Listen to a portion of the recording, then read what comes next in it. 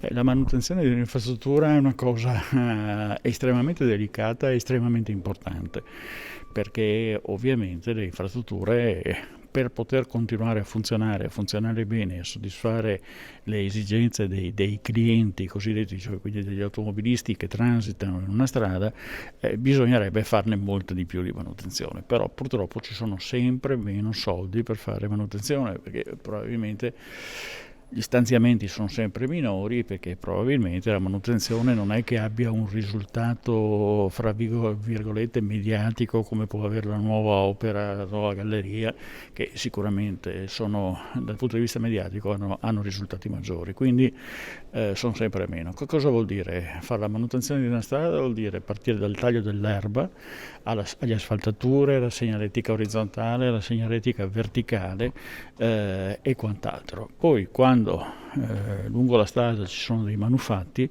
il discorso diventa ancora molto più delicato. Noi abbiamo in gestione oggi quasi più di 2000 km di strada nel Veneto come Veneto Strade e abbiamo, come ricordavo prima, 494 tra ponti e viadotti in gestione. Tutti i ponti e viadotti degli anni 60-70 realizzati in quel periodo e quindi quasi alla fine della loro vita tecnica, che normalmente è di 70-80 anni.